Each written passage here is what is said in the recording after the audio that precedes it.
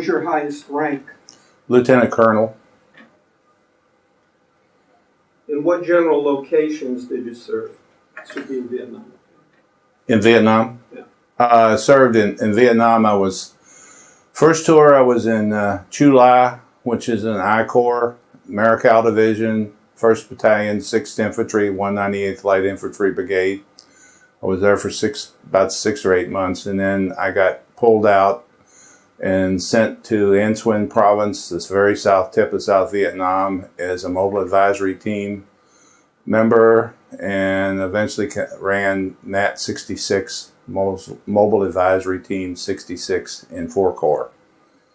And what year were you in for that tour? That was 68 to 69. Okay. And then you had another tour? Yeah, and then I went to Germany for a year, and then after that I went back to Vietnam to the Marical Division, same brigade, 198th Light Infantry Brigade, and then went to the 1st to the 52nd Infantry, operating off LZ Stinson. That's the northern part of I Corps. Southern part of I Corps, excuse me. Okay. Were you drafted or did you enlist? Neither. I was commissioned through ROTC from Eastern Kentucky University. Where were you living at the time? I had just graduated from Eastern Kentucky University in Richmond,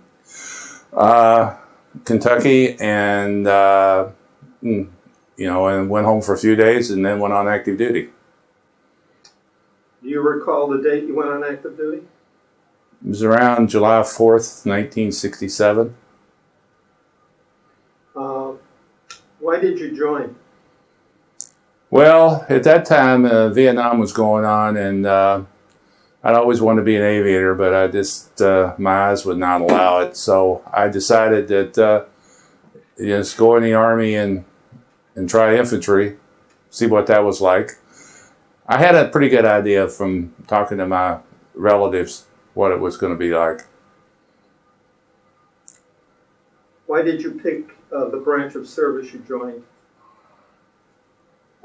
Well, that seemed to be the, if you're going to stay in the military, which I thought I might, that was the branch to be in if you were going to get promoted. If you survived the war, it had a pretty decent promotion rate. And I guess I read too many Sergeant Rock comic books. I don't know. Do you remember anything about the first days in service? First days were down at Fort Benning, going through the infantry officer basic course. Being an ROTC graduate, that's where you went at that time. And you go to Benning. It's like basically it's advanced training, officer style. Because I had gone to ROTC summer camp 2 years prior in Indiantown Gap, and so that's like basic. And then they call people out from there, and then afterward you're commissioned, you go to the advanced course at Benning, and you learn all your infantry skills and get your infantry specialty, which was 1542 at that time. And which is what? Infantry specialty was 1542. Okay. Now it's an 11. Do you remember your any training experiences when you were in at Benning? It was hot. And it was, it was about everything you expected. You're doing a lot of patrols and classroom work, and Infantry Hall had just opened up then, Building 4 at Fort Benning, and so we were one of the first classes, or at least not too many classes had been through there before. And you learn tactics, you learn small unit. It's basically small unit tactics and what's expected of you to be an officer, and physical conditioning and all that sort of thing. Do you remember any of your instructors? Not really from that time. I probably remember more from ROTC than I do from Benning, because you're only there, I don't know, I can't remember, about 4 months, 3 months, something like that. Not that long. Mm-hmm. After Benning, where did you go?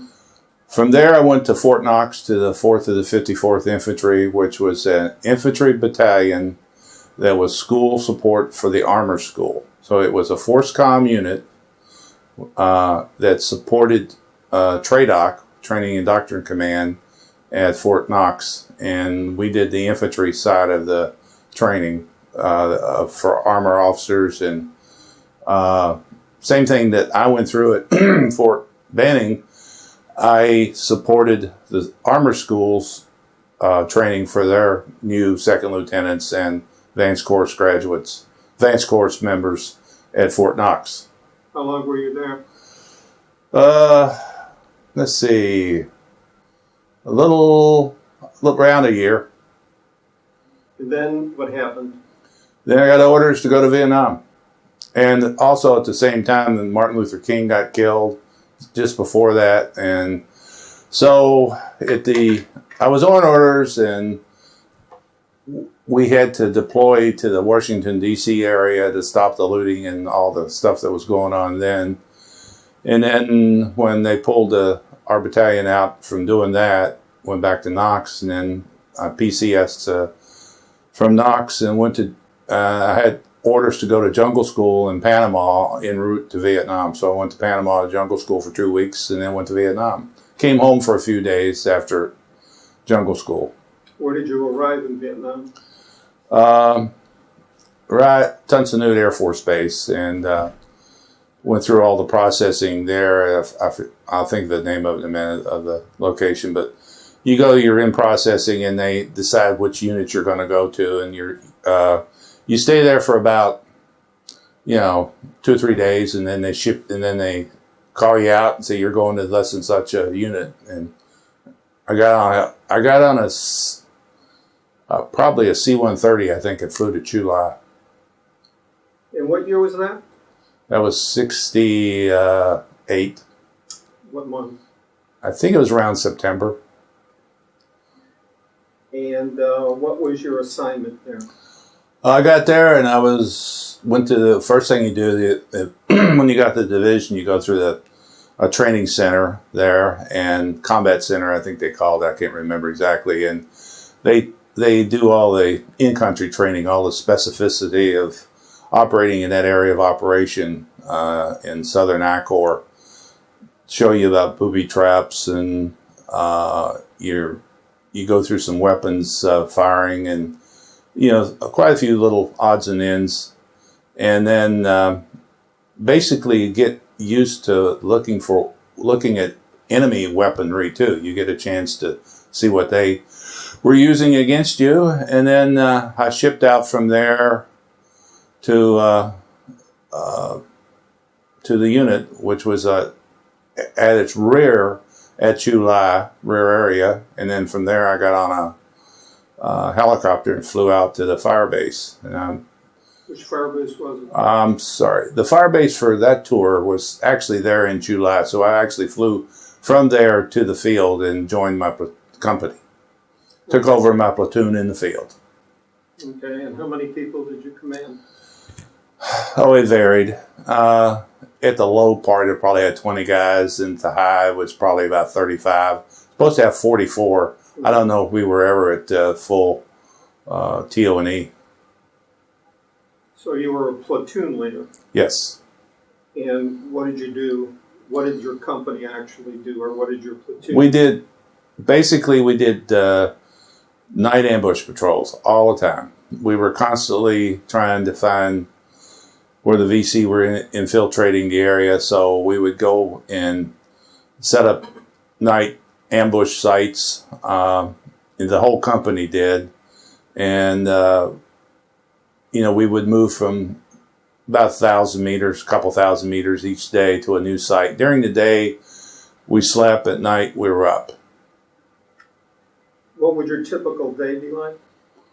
Oh, well, just before evening, we would move so they wouldn't think we were there all night. And we moved to a new location that the company commander had basically told us to go to. And we would then set up mechanical ambushes. Usually these were a form of claymore mines that that were booby traps. So if somebody came along a trail, they would trip them and put out flares. And then the other thing we did we would call in night defensive fires locations. So basically if we needed artillery fire, they were pre-plotted back in the Fire Direction Center. So we would call those into the company.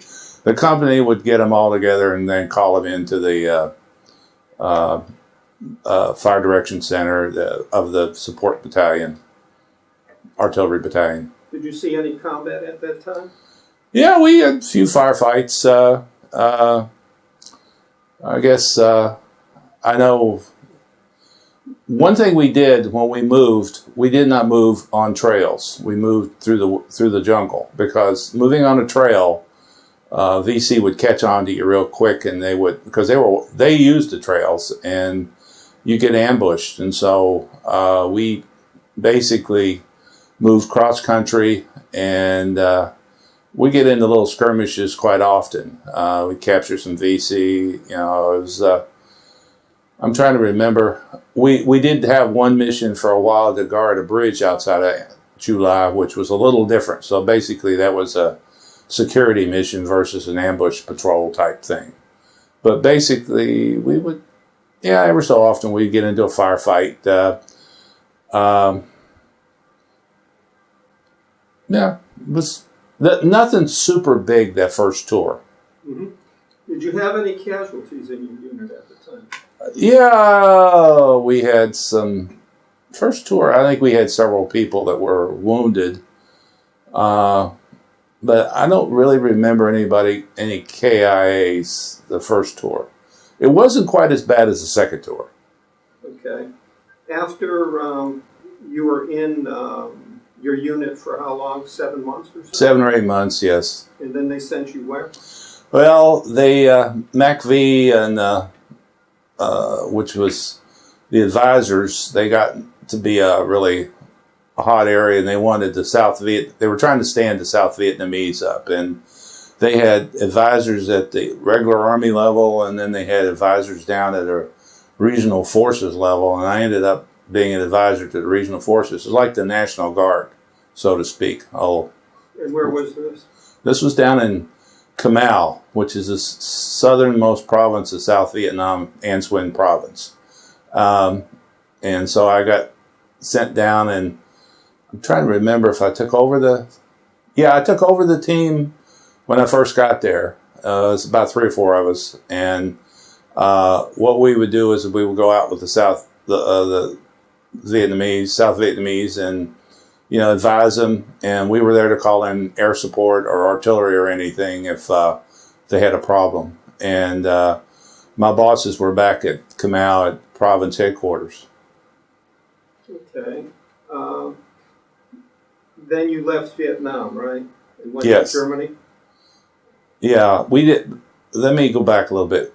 There was a little bit of action there. And I had a guy come in to be my boss of the team later, and he got killed right in front of me on a night ambush. We were out with the South Vietnamese walking across an open rice paddies at dark, and they started shooting at us from about 1,000 meters away, and basically I got lucky and they hit him and killed him. So that was probably my first real heavy duty combat. Also, one day I didn't go out with the team. I sent one of my NCOs out, and they got ambushed and killed the company commander of the unit I was with, because we operated on boats up and down. This is all water down there, mangrove swamp, and so we operated up and down the river.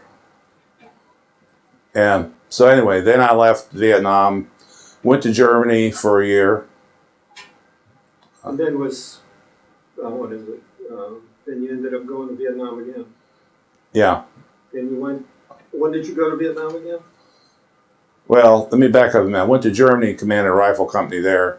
Okay. And that was a learning process. I went from a light infantry unit to a mechanized infantry battalion, and that was quite a change, because we really hadn't had a lot of training on on mechanized infantry, and I learned all. It was a quick learning thing, but anyway, I didn't stay there that long. I ended up going back to Vietnam and went back to the same brigade, different battalion.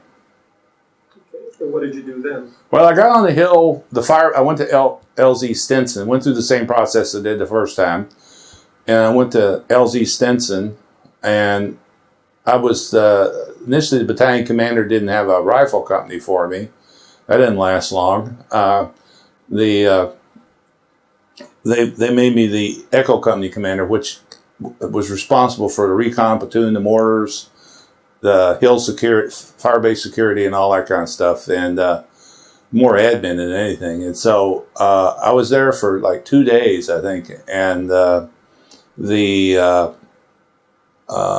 B Company had been on a night logger position, and they were set up, and then they set up right on top of a daisy chain 155 howitzer booby trap, and thing went off and killed about 7 people, to include the chaplain who happened to be with them, the company commander who had been a company commander in that battalion previous tour, and medics and radio operators, wounded the XO who happened to be in the field with him and who normally stayed back at the fire base. So I immediately got a rifle company. How many people were wounded?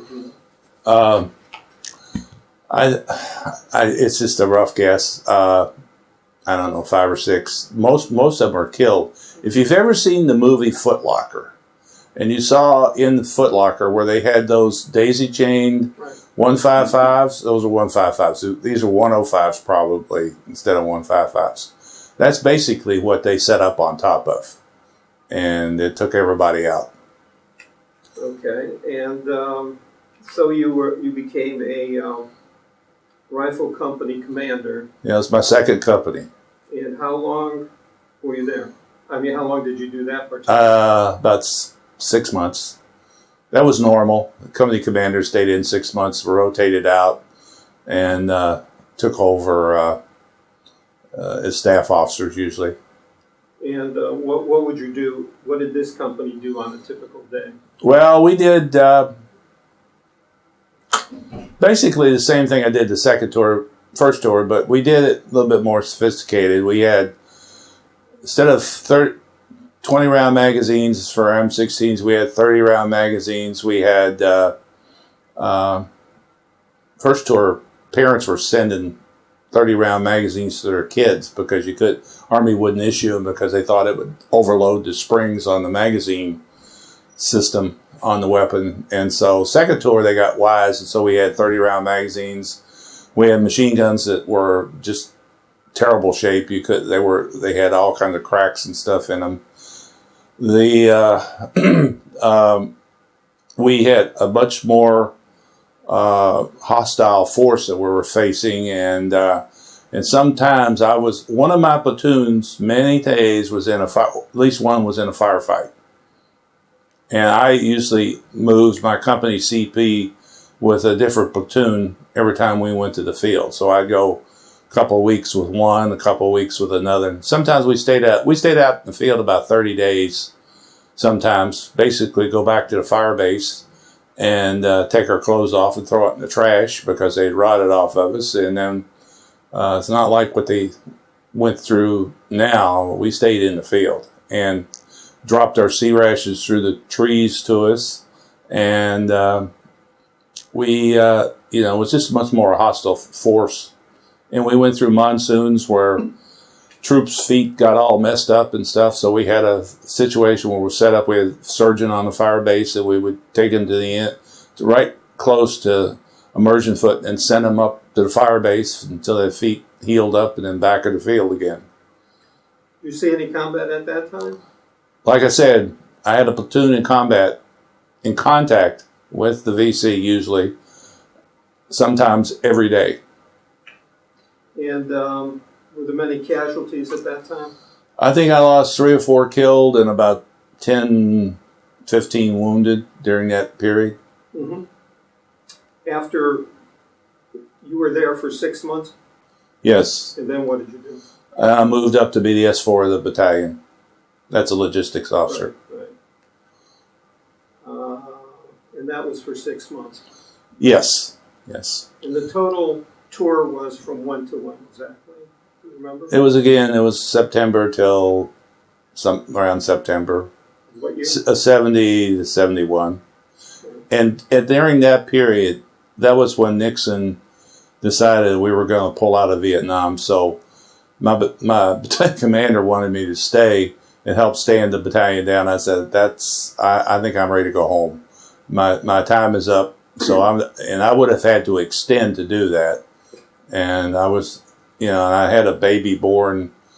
I got married between tours and had a brand new baby at home, and I was just kind of ready to go home. Were you awarded any medals or citations? What, over both tours? Right. Okay, I have 1 Bronze Star for valor, 3 Bronze Stars for meritorious service, an Air Medal for combat, basically for combat assaults and helicopters. About 3 meritorious service medals, about 3 Army Commendation medals, Vietnamese Cross of Gallantry with palm, and several of the I was there medals, Vietnam service and campaign medals. So I had 24 months in country, counting the 2 tours. What was when your first tour? You were a lieutenant. Yes. The second lieutenant starting out, and then a first lieutenant. Yes. In your second tour, you were a captain. Yes, I made captain when I left Vietnam the first time. Just right after that, I made captain because at that time you went from lieutenant to captain in 2 years, unless you screwed up. Did you plan any battles? Not really. I was at the tactical level, so you're talking about operational level type Right. things. That we would give intel. We'd catch bad guys and send them back, and they would be interrogated and stuff. But our area of operation was given to us by the battalion, which was given to the battalion by brigade and so forth. But anyway. One thing I didn't mention is my first tour, I actually knew Lieutenant Calley. He was the S5 of our battalion. He had come up from the 21st Infantry, and where all the stuff took place in My Lai. And on my second tour, I actually operated a couple times near My Lai. Mm-hmm. I knew Rusty Calley. I didn't have a clue what he'd done. And This was after he did it? This was after he did the My Lai massacre we're talking about. Yeah. Mm-hmm. Right. Yeah, and then my second tour, one of my lieutenants came in. He only lasted a week and hit a booby trap and went home. But he was dating the daughter of the judge who was trying Lieutenant Calley. That was my second tour. You didn't sustain any injuries in Vietnam, did you? No, I got lucky. A lot of leech bites. One thing too is when I was an advisor, my first tour, I was on the ground. There was a guy by the name of Nick Rowe who was a West Pointer who had been captured in 1963 by the VC down there. He was a Special Forces officer. And he had been held in South Vietnam for 5 years. And there had been a lot of B-52 attacks down in the Delta. And we even had a SEAL team down in the south tip of South Vietnam in the southernmost district town. And the pressure they put on him caused the VC to move Nick. And he beat up his captor one time when they were moving him, and he jumped out in the middle of the field and flagged down helicopter that was flying. It was an OH-6, I believe, and it was actually the guy that was in it was Dutch Master 6, which I'd used the day before with my South Vietnamese, and they swooped in and picked him up. And he was one of the only people that I know that captured, that had gotten away from the VC. And this was not in the north. This was south part of South Vietnam. So anyway, I heard the whole thing on the Province radio, listened to it when they picked him up, and he identified himself and everything. And there's a book out called 5 Years to Freedom, and you can, some of the doctors and people that are pictured in there are guys I used to work with. Sorry, I read the book. Yeah, well, I was on the ground when he got away. Okay.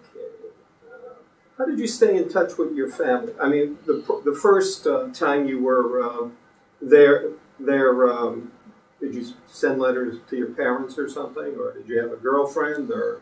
First tour of communications with family and friends was primarily by letter. Mm-hmm. Sometimes we would do audio tapes and send those back. And then occasionally, if you got back to a location and they had Mars stations set up, and which were shortwave radios. And so I think on both tours, I talked to my parents' first tour on a Mars call, and the second tour, I talked to my wife and my parents on a Mars call. But and then we sent pictures back and forth, too. Sure. What was the food like?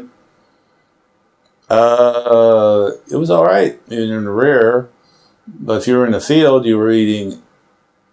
We had sea rations, first tour primarily, and we would use, which they didn't like it, but we'd use C4 wadded up and make little heat tablets out of it, because the heat tablets they supplied would asphyxiate you if you're in a closed area. So I think everybody was in Vietnam used C4 to heat their coffee, and they had their favorite type of sea rations. The second tour, they had gotten better, and they had these things called MRE, or not MREs, but they called them in-flight rations, which actually was a precursor to the MRE. It was a freeze-dried food. And so we had those plus sea rations. So some of those sea rations were left over from the Korean War, or older.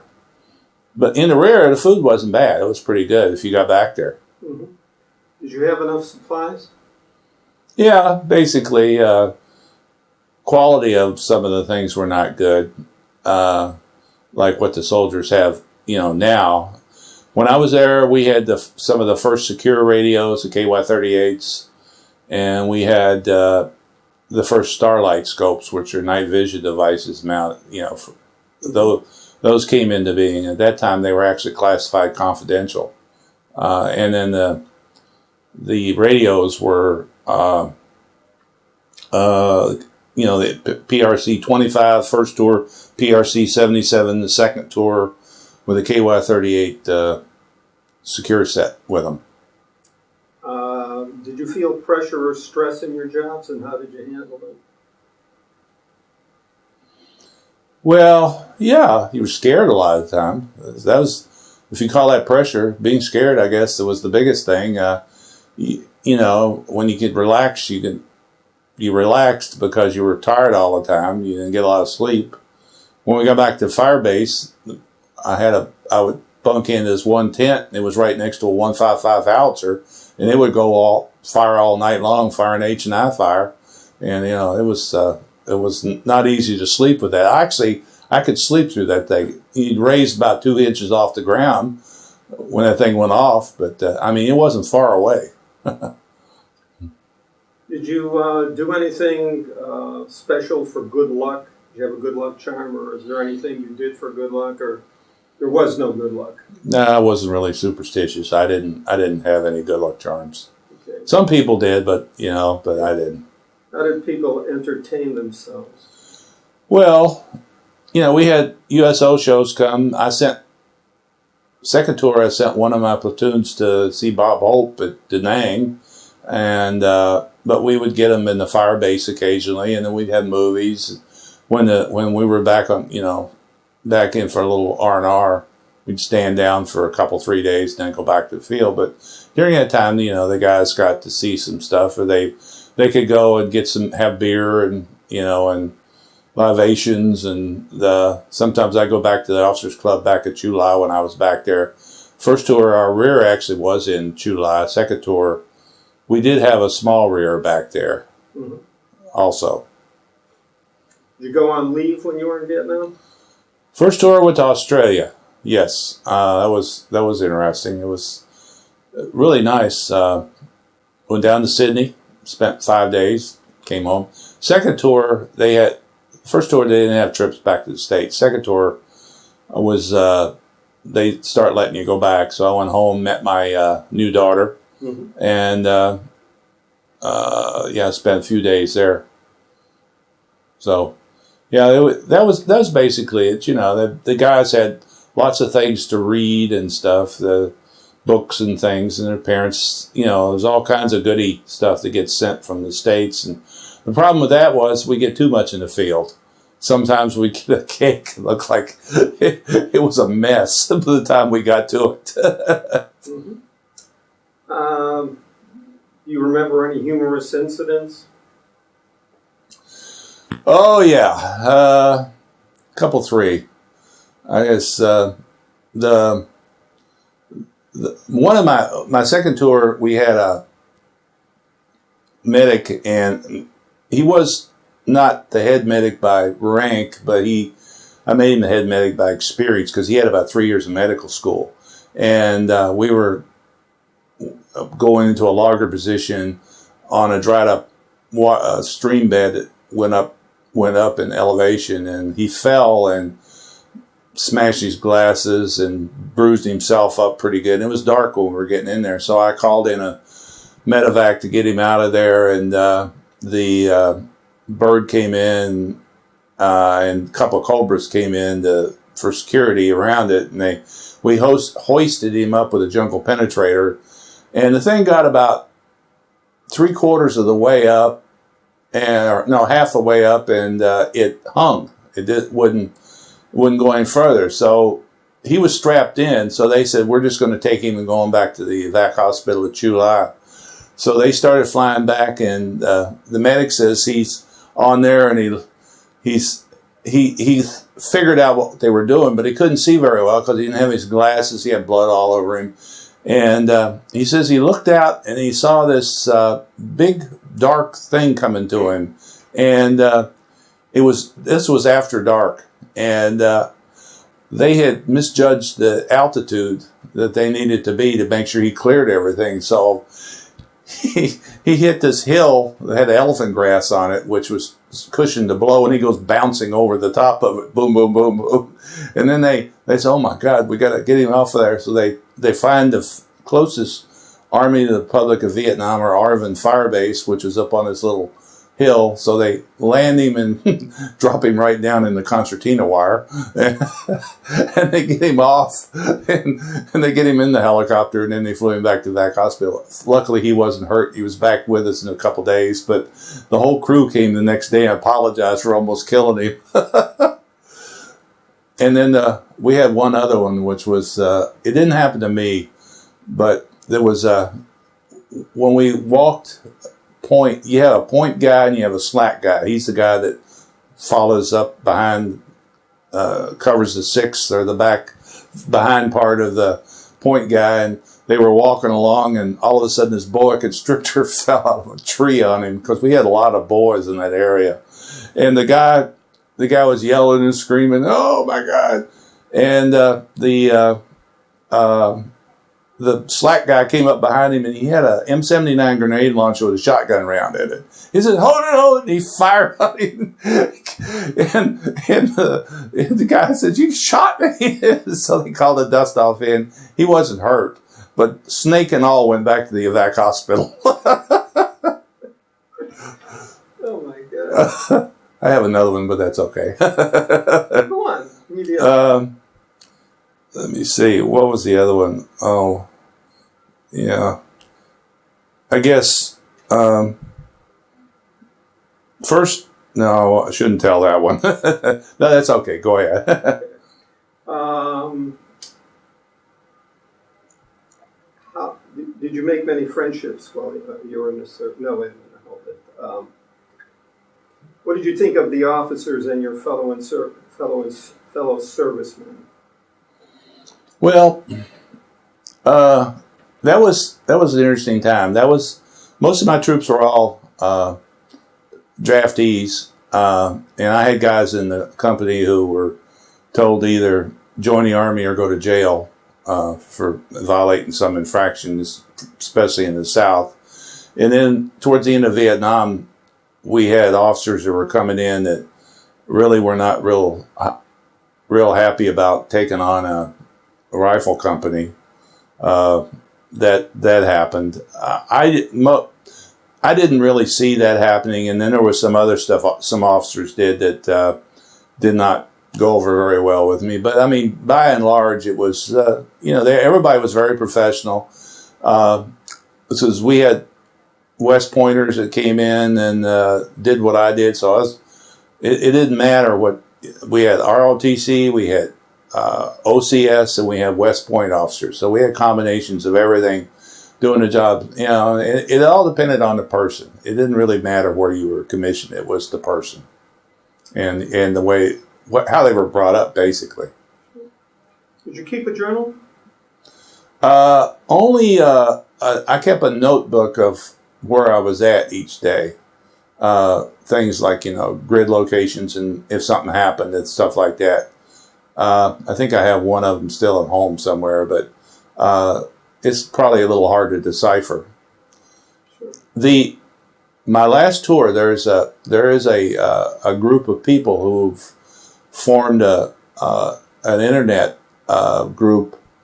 It's on Facebook, and they keep track of everybody that was in that company from the time the company deployed from Fort Hood, Texas, to Vietnam until they stood down. And they keep track of everybody that was killed, and they keep track, and every anniversary of the death of one of the servicemen, they have a little thing pops up on Facebook and talks about it. So they keep track of all the soldiers. And these are some NCOs that did this. I did not know them in Vietnam, but I've since met them, and they have a reunion every year. It's a very efficient organization. Did you ever go see the wall? Yes, more than once. I have several people on the wall. You were in the service for how many years? 23 years. From what year to what year? 67 to 1990. Okay. And you were discharged where? Well, officially from Fort Dix, New Jersey. I left my resignation or my retirement started when I was in the Netherlands at Allied Forces Central Europe NATO assignment, and officially was, I guess, mustered out, so to speak, from Fort Dix. Okay. What did you do when you got out? Little bit. I ran a security. I didn't run the company. I ran several locations for a security company where they did physical security, and there was some armed security in that too. Did that. I sold cars. Actually, I got into where I sold alternative fuel cars too.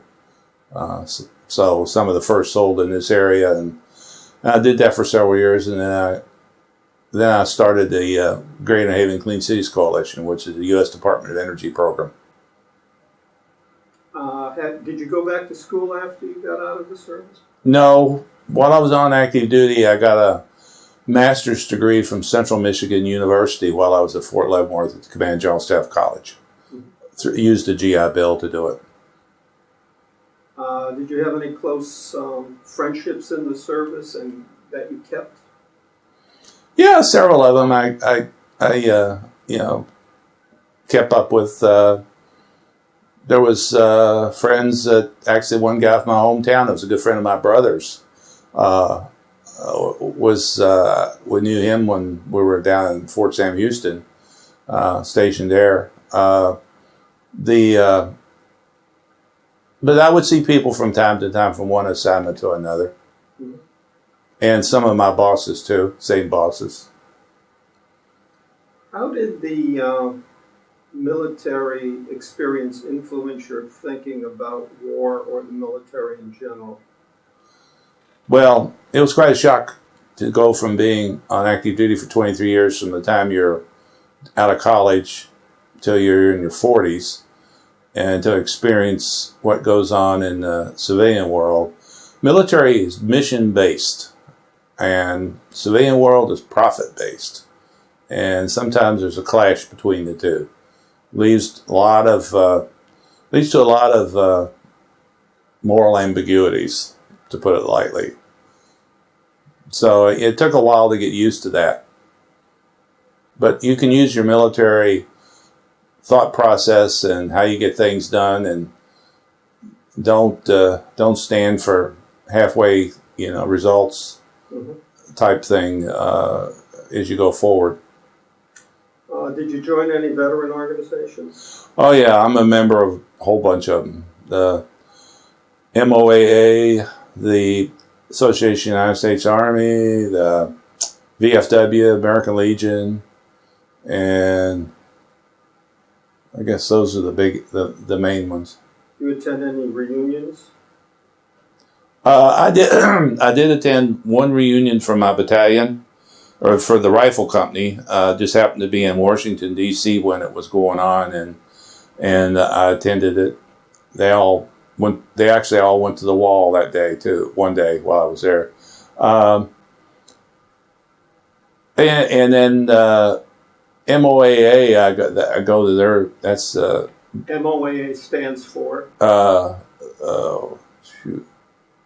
It used to be the Retired Officer Association, and anyway, I go to their meetings about once a month. My wife is a member also. She's a veteran. Your wife was a nurse, right? Yeah, she was an Army nurse. She did not go in a combat zone, but she was at the Burn Center at Fort Sam Houston for 2 years, and then I met her in Germany at 130th General Hospital between Vietnam tours in Nuremberg. Mm-hmm. How would you say your service experience affected your life? Oh, it basically sets the course for your life, I think, and it sure makes it easier when you get to be my age to have all the benefits you get from the military, the retirement, TRICARE for life, military retirement, access to PX commissary, space A flying. Those are very beneficial. It allows me to do what I'm doing today, which I do. I guess you could call it part-time. It's not really. I spend full-time hours doing it, but I wouldn't have been able to do it if I didn't have military retirement. Sure. Is there anything you'd like to add that was not covered in the interview? Well, let's see. Yeah, I can. We come from a kind of a long line of military background. This is not bragging, but just my mother's father and mother met on Iwo Jima in World War II. She was an Army nurse, he was a Seabee. And they were there when the fighting was going on. My mother went to school with Franklin Sousley. Franklin Sousley is one of the people who is raised the flag on Iwo Jima, Mount Suribachi. Just recently I just saw where he was supposed to be in the picture was changed to he's the second guy from the guy putting the flag in the ground. So that was really interesting. He's buried about 50 feet from where my parents are buried in Kentucky. I was the S4 of the 2nd Brigade of the 25th Infantry Division, and Hugh Shelton, who was chairman of the Joint Chiefs of Staff at one time, especially during 9/11, was the S1. So we knew each other pretty well and worked together for couple of years. And let's see what else. And I had several other, people that went on to be generals and very successful careers and stuff. I kind of like to think I helped them along the way. I know I did one, especially. So the last part of my time in the military, I got out of the infantry side because in the Army they allowed us to get a specialties. Now, I went from being an 11, which is an infantry officer, which I still kept, but the last half of my time in the military, I was a logistics officer. So I did a lot of logistics work, which helped me when I got out and taught me quite a few lessons. I did major military movements, planned reforger exercises, was a standardization officer for NATO, Allied Forces Central Europe, to help build hardened aircraft bunkers and downlinks from satellites, and those types of things. I'd like to thank you for your service and also for taking the time to be interviewed today. Mm-hmm. Thank you. Very much.